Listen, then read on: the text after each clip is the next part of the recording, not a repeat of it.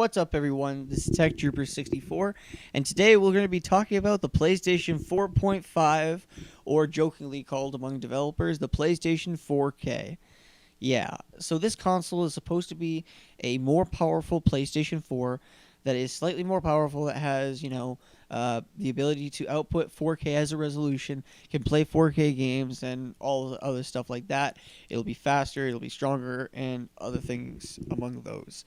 I am a little bit late with this news to talk about it, but I wanted to talk about it today because there was a rumor that popped up about the PlayStation 4.5 that added more oil on the fire. Here's what it had to say. We could be hearing something official about the so-called PlayStation 4.5.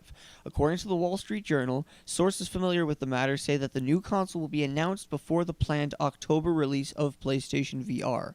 So far, Sony has declined to comment on all rumors. Wall Street Journal's source also reports that despite the high-powered hardware, it is likely that the current model and the upcoming one would share the same software catalog.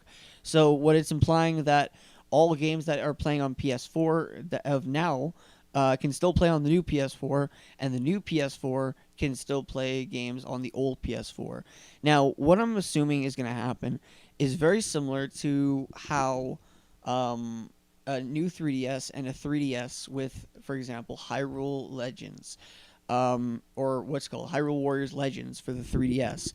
How if you play it on a new 3DS, it'll have better resolution and better textures and better frame rate than if you played on an original 3DS.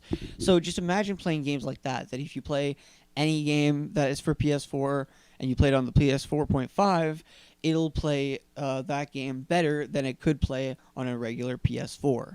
We first caught wind of an upgraded PS4 earlier this month, and that it was reportedly being backed up by another weak rumor and being referred to as the PlayStation 4K. It is also rumored that the console will feature an upgraded GPU, a possibly better CPU, and will also be able to use PlayStation VR more easier and adaptive more into it. And it is also possible that the name is referring to the ability to output native 4K resolution.